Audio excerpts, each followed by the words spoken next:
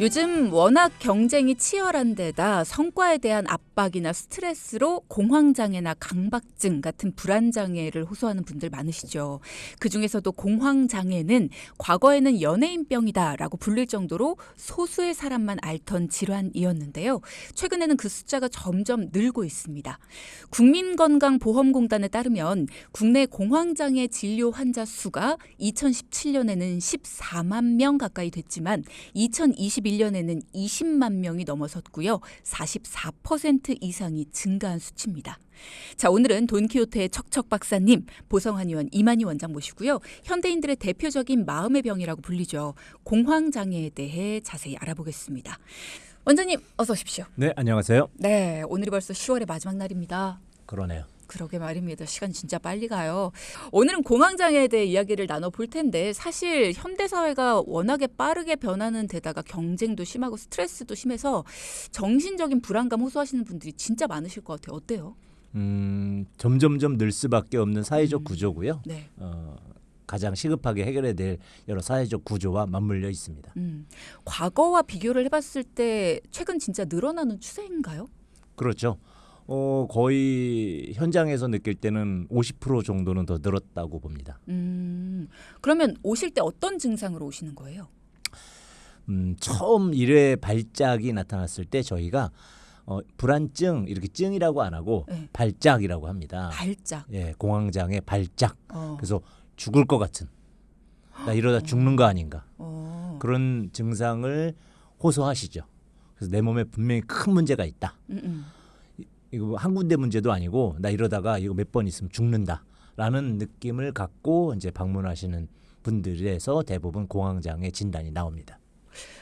이게 불안감이나 우울감 이런 거랑은 차원이 다른 것 같아요. 공황장애라는 거는 정말 차원이 다른 증세다 이렇게들 얘기를 많이 하시는데 공황장애라는 게 정확히 어떤 건가요? 일반 불안증과는 크게 두 가지 면에서 크게 다른데요. 네. 여러 가지 다른 점이 있습니다만 하나는 특정한 원인이 없다는 것이죠. 그런 분들이 많죠. 불안증은 옆에 싫은 사람이 있어. 네. 밥 먹을 때 또 누가 올 거야. 기분 나빠. 뭐 이런 어떤 특정한 거. 시험이 임박했어. 방송이 임박했어. 이럴 때 느끼는 것은 당연한 불안증에 들어가고요. 그보다 조금 않으시죠? 심해서. 그러면 누구나 긴장할 수 있으니까. 근데 이제 조금 스트레스를 억제하지 못하시는 분들이 불안증 상태로 나타날 수 있는데 이런 것은 뭐 당연한 거고요. 조금 심해서 병적 불안증이 되면 이제 굉장히 심한 불안증을 호소하시지만 스스로 어떤 원인 때문에 내가 불안한지 알고 계십니다. 그렇죠. 보통은. 네. 그런데 공황장애는 원인이 없어요. 갑자기 그냥 무심결에 갑자기 죽을 것 같아. 숨도 못 쉬겠고 막 식은땀이 나면서 불안하고 가슴이 아프고 막 그럽니다. 뭐 감각장애가 나타나기도 하고 내가 다른 사람하고 이렇게 멀리 이렇게 막 떨어지는 시각적인 어떤 느낌도 있는 것 같고 이러다 진짜 죽는 거 아닌가 싶은 원인도 없이 이렇게 이제 원인 없이 아주 심한 두 가지의 특징이 공황장애의 특징이죠. 원인이 없이라고 하셨는데 원인이 실제로 없는 거예요? 아니면 내가 원인을 못 찾는 거예요? 실제로 없습니다. 즉 과거에 누적된 어떤 원인이 공황장애를 형성했더라도 유발할 때 네. 지금 나를 불안하게 하는 요소는 없다는 거죠. 그런데도 발생할 수 있다. 물론 불안 요소가 있을 때 발생하는 분들도 있지만 대부분은 불안 장애도 불안 요인도 없이 이제 발생한다는 것이 이제 공황장애의 특징이죠. 앞서 그런 말씀하셨어요. 공황장애라는 건 뭐 어려서부터 쭉 이렇게 쌓아온 어떤 원인이 있다고 하더라도 특정하게 공황장애가 딱 발달을 했을 때, 그러니까 지금 발발을 딱 했을 때 뭔가 지금 당장의 원인이 없기 때문에 공황장애는 원인이 없다라고 이야기를 한다. 지금 문자창으로도 지금의 삶이 너무 행복하고 즐거운데도 공황장애가 오는 이유는 뭘까요? 라는 질문을 주신 분이 계시거든요. 네, 실제로 대부분은 어렸을 때 어떤 분리불안이라든지 큰 충격을 받은 이후에 그 상태가 쭉 진행되다가 10대 후반이나 20대 때 발생하는 경우들이 아무 이유도 없이 발생하는 경우들이 있지만 어려서의 분리불안 문제도 없고 지금도 행복하게 사는데 불구하고 뇌에서 스트레스를 관리하는 또 이제 특히 세로토닌 분비에 관여되는 여러 뇌 기관의 성능이 떨어지면서 발생하는 그런 경우도 물론 존재합니다. 그러니까 어려서부터 분리불안이라는 것이 어려서 이제 부모님께서 맞벌이 가정으로 굉장히 바쁘시고 아이가 혼자서 좀 많이 자라고 혼자 있는 시간이 많고 뭐 그런 가정을 이야기하는 건가요? 아니 그 정도보다 조금 심한 상실감 같은 거를 유발하는 환경들이 있겠죠. 아, 그러니까 부모의 이혼이라든가 뭐 그렇죠. 별거라든가 이혼이나 한쪽을 여인다든지 아. 뭐 이제 뭐 폭력 같은 거, 뭐 그런 음. 학대, 뭐 이런 것들과도 관계가 있을 수 있습니다. 가정에 뭔가 그런 환경이 있었을 때에도 나중에 공황장애가 올 수 있는 가능성이 있다라는 거. 그러면 우울증이나 불안감과는 확연히 다른 증상을 보인다라고 했는데 어떤 전조 증상이 있을 수는 없나요? 공황장애라는 것이? 전조 증상을 느낍니다. 실제로 이제 그런 증상을 느끼면서 방금 언급하신 예기 불안, 불안증, 이 공황장애가 올 거 아닌가라고 하는 불안감과 우울증, 그게 오래 반복되면서 우울증 이 두 증세도 공황장애의 한 증상입니다.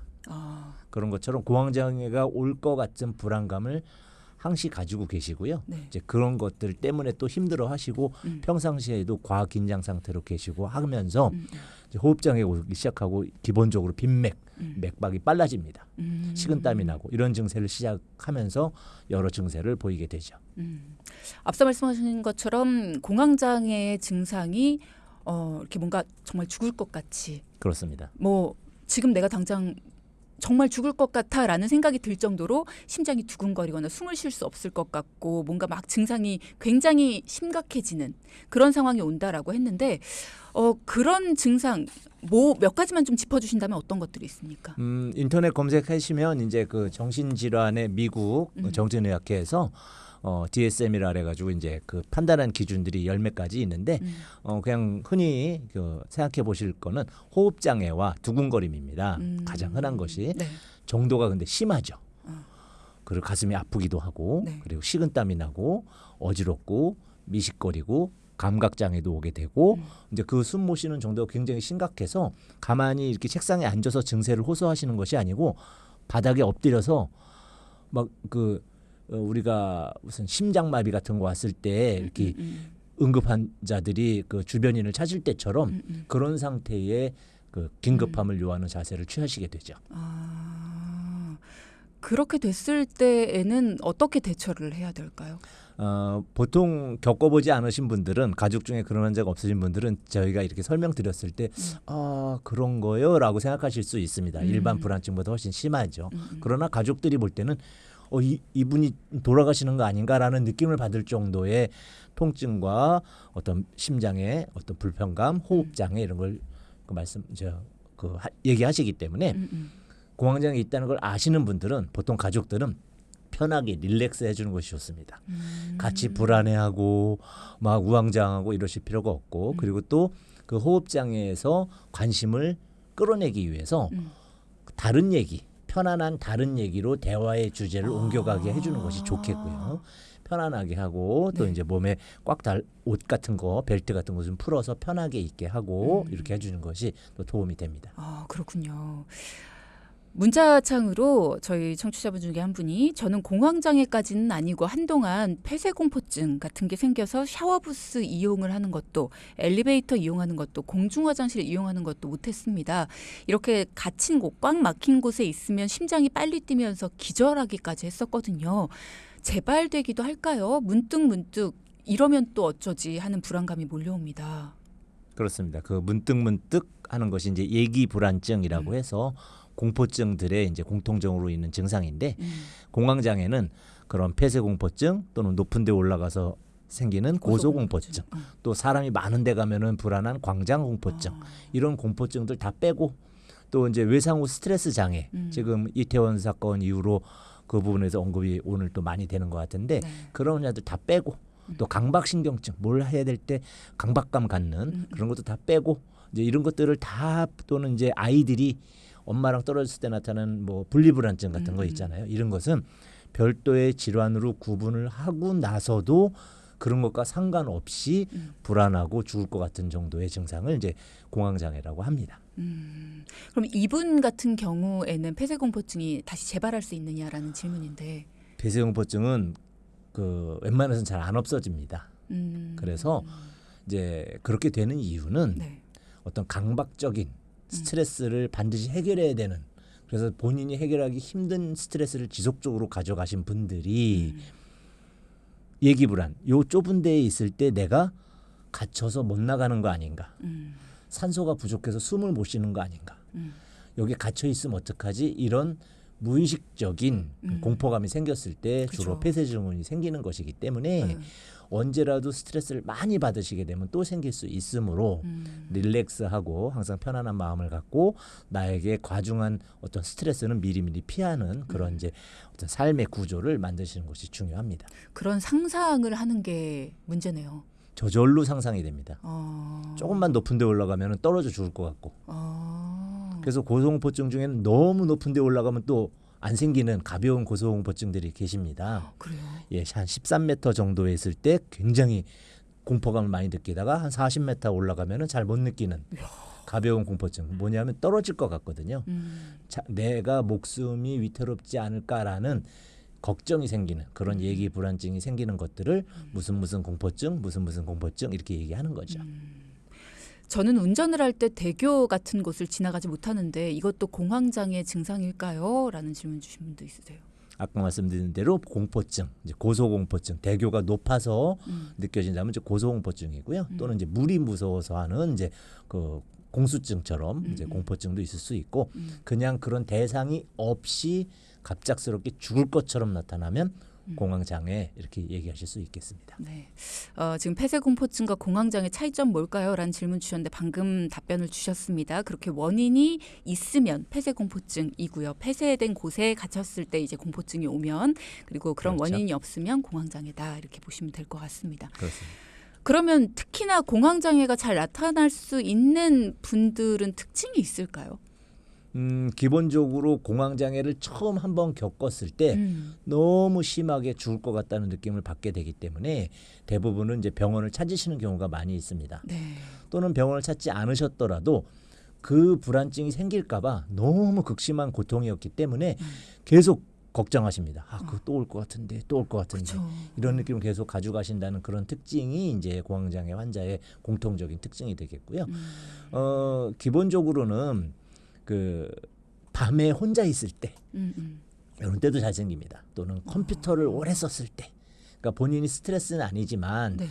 몸에 있는 세로토닌 분비와도 관계가 있다고 말씀드렸듯이 야간에 뇌를 많이 쓰는 작업을 한다든지 또는 이제 카페인 종류를 또 많이 드시거나 하시는 분들도 또는 쉽게 그런 증상이 유발될 수 있기 때문에 알코올이나 카페인은 주의하시는 것이 좋습니다.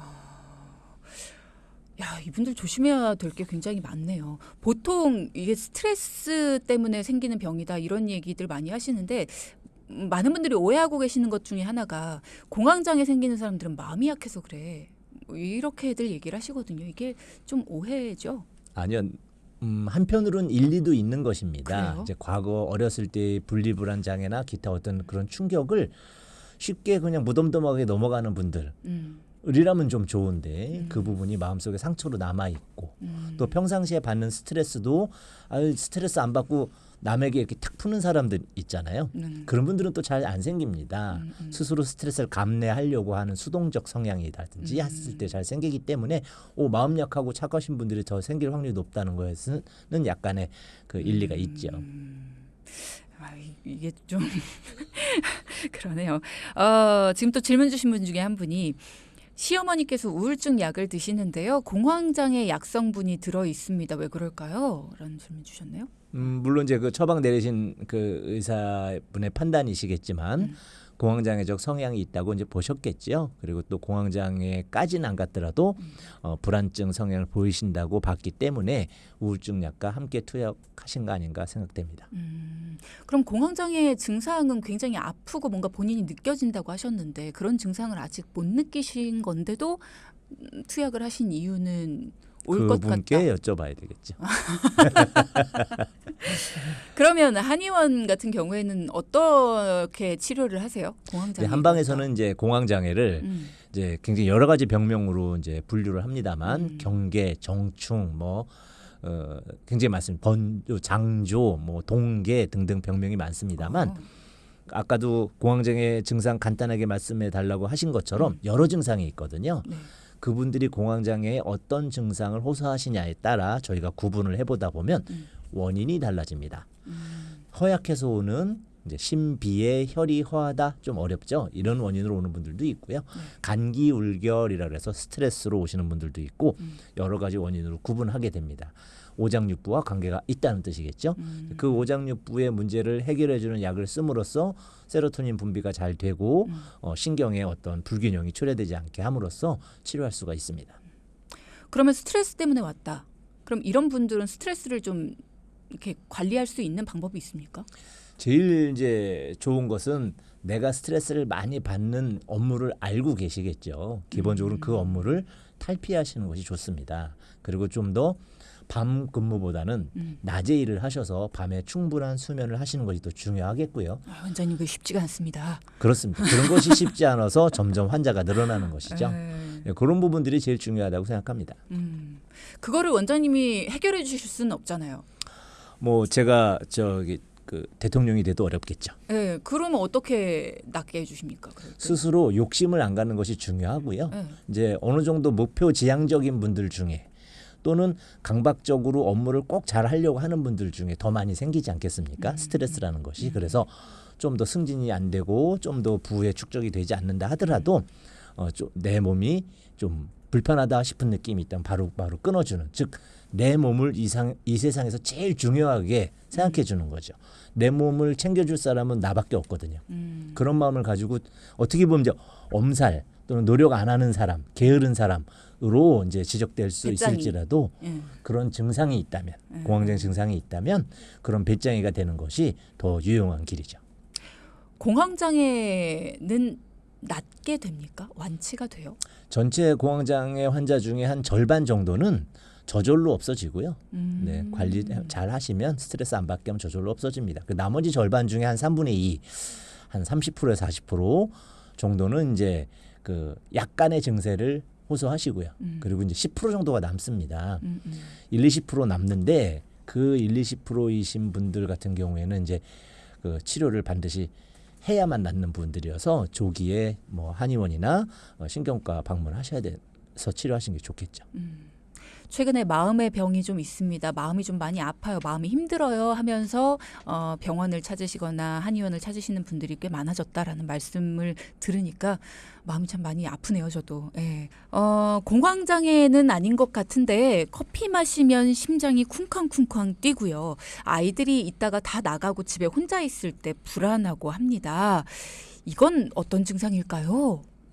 두 가지로 볼 수 있고요. 첫 번째 커피에 대한 부분 먼저. 커피는 원래 과거 검투사들이 대결하기 전에 먹던 안정제, 진정제로 쓰였던 것입니다. 그러면 불안증이 사라져야 되잖아요. 그렇죠. 그래서 건강한 사람들은 오히려 먹으면 진정이 되기도 합니다. 그런데 여성이거나 또 체력이 좀 약하신 분들 같은 경우에는 카페인이 갖고 있는 이뇨 성분 때문에 수분이 좀 과다하게 나가는 경향이 보이고 그것이 심장을 약간 허혈 상태로 만들기 때문에 두근거리죠. 그래서 커피 마시고 잘 두근거려요 하는 분들은 심장이 약하고 체력이 약한 사람이다.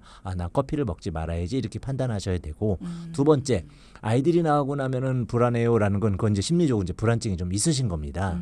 그래서 혼자 있을 때 이제 불안감이 나타나신다면 다소 이제 집안에서 계실 때 릴렉스할 수 있는 음악이라든지 뭐 이런 어떤 스트레스를 풀 수 있는 것들을 좀 같이 하심으로써 불안증을 좀 가라앉히시는 것이 좋을 것 같습니다. 외로움 많이 타시는 분들이 또 특히 이런 경우도 많더라고요. 그렇죠. 네. 가을 남자. 네, 봄 여자. 예. 그렇습니다. 그래서 이제 이분 같은 경우에 라디오를 참 많이 들으시고 뭐 이러시는데 라디오도 큰 도움이 되는 것 같아요. 공황장애가 있다라는 사실을 주변에 밝히는 것이 증상 완화에 도움이 될까요? 많이 도움됩니다. 특히 이제 그 공황장애 환자를 어떻게 대할 줄 아는 분들이라면 더욱더 도움이 되겠죠. 그래서 우리가 하물며 언쟁을 하더라도 공황장애가 있어라고 하면 언쟁을 피하게 되죠. 스트레스를 줄 필요는 없으니까. 이제 그런 식으로 시시비비를 가리는 어떤 것들도 뇌에는 스트레스 요소로 작용할 수 있기 때문에 그 시시비비는 전부 사람과 사람 간의 문제잖아요. 그렇죠. 그렇기 때문에 주변 사람에게 알리는 것이 중요하겠고 특히 가족이 잘 알고서 릴렉스 시켜주고 대응을 해준다면 큰 도움이 됩니다. 그러면 방금 말씀하신 데에서 좀 질문이 생각났네요. 공황장애가 있는 분들은 어떻게 대하는 게 현명합니까? 주로 공황장애가 나타날 때 혼자 있을 때 나타나는 경우들이 의외로 많고 네. 집에서 나타나는 경우들이 많기 때문에 그럴 땐 그냥 또 왔어? 그럼 릴렉스해. 괜찮아. 이거 공황장애잖아. 죽는 거 아니야. 이렇게 얘기를 해주고 다른 얘기를 하게 별거 됩니다. 아닌 것처럼. 그렇죠. 그러면 다른 얘기하고 또 이제 그것이 이런 분들이 있습니다. 특히 부모님들이 잔소리하면서 넌 그것도 극복을 못하니 뭐 이러는 거 진짜 나쁜 거죠. 그래서 그렇다고 너무 위로해주고 막 우리 어떡하니 이거 고쳐야 되는데 하면 우울증으로 갑니다. 그래서 그런 거 아니고 이건 누구나 생길 수 있다. 세로토닌이 덜 나오나 보네. 좀 요새 스트레스 받고 피곤한 일 없었어? 우리 그런 일 있었나 생각 좀 해볼까?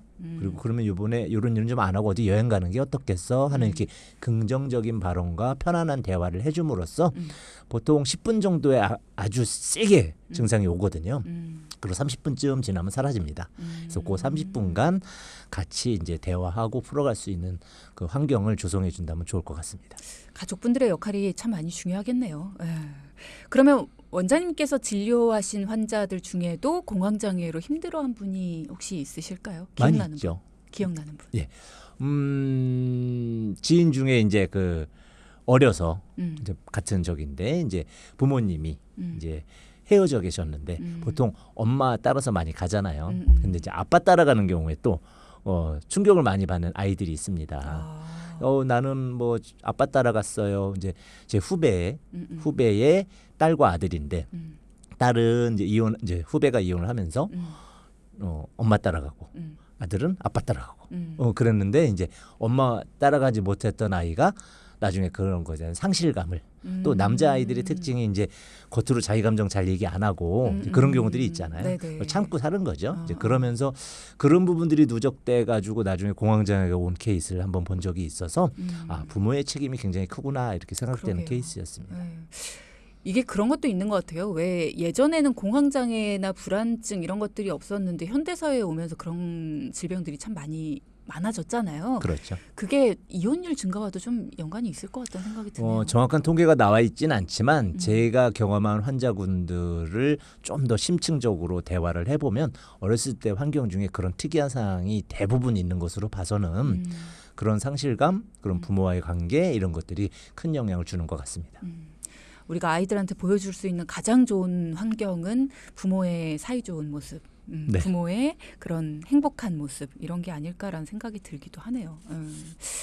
공황장애가 심해진 경우에 다른 정신질환이나 합병증 뭐 이런 걸로 올 수도 있습니까? 네, 가장 대표적인 것이 우울증이고요.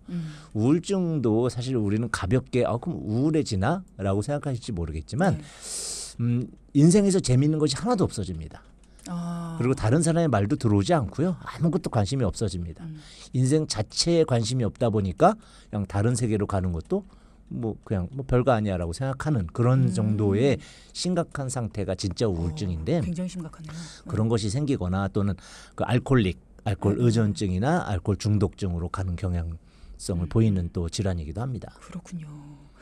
그러면 공황장애 지금 얘기를 들으면서 특별한 원인이 없다. 아주 행복한 순간에도 올 수 있다. 이게 어려서부터 꾸준히 쌓여온 거기 때문에 어느 순간 나한테도 올 수 있다. 이런 걱정이 되시는 분들도 있을 것 같아요. 그렇습니다. 이제 예기 불안증이라고 아까도 말씀드린 것 중에 하나이지만 걱정하실 필요 없습니다. 아직 한 번도 겪은 적이 없다면 안 오실 확률이 높죠. 그래서 걱정 안 하셔도 되니까 편안하게 계시고 그리고 공황장애 증세는 처음에 한 번 나타났을 때 바로 인지한다면 대부분의 증상이 없어지거나 미세하게만 남는 것이기 때문에 크게 걱정 안 하시는 것이 좋습니다. 그럼 혹시 예방법 같은 게 있을까요? 그러니까 스트레스 선상에 자기를 놓이게 하지 않는 것이 좋습니다. 스트레스 선상에서 이런 분들 있잖아요. 자기가 화나면 남들 다 푸는 사람들. 그러면서 자기는 그까짓 거 스트레스 받아 나 그거 안 하고 말을래. 그러니까 이런 얘기하면은 동의 안 하실 수도 있지만 승진 안 하면 되지 뭐. 이렇게 1등 안 하면 되지 뭐. 이런 마음을 갖고 있는 사람들은 잘 안 생깁니다. 그런데 이제 주로 더 해야지. 이건 꼭 해야 되는데 밤새서라도 뭐 해야지 이런 마음들 경쟁에서 살아남아야지 이런 것들이 내 신경을 핍박하게 되는 거죠. 그래서 그런 스트레스 선상에서 내가 알거든요. 이건 너무 힘든가 봐. 요 정도 공부했더니 어지러운데 기운 없어. 손 떨려. 이런 정도의 신체 증상을 유발하는 스트레스 선상에서 자기를 빼내는 것. 내 몸에 가장 좋은 친구는 나다. 이렇게 생각하시는 것. 그게 중요하다고 생각합니다. 네. 여러분 아주 좋은 말씀 해주셨어요. 공황장애에 대한 이야기로 시작을 했지만 뭔가 내 마음에 힐링이 되는 이야기로 끝이 난 것 같습니다. 자, 오늘 이만희 원장과 함께 이야기했고요. 여러분 모두 나 자신을 지켜주는 여러분이 되시기 바랍니다. 오늘 감사합니다. 네, 감사합니다.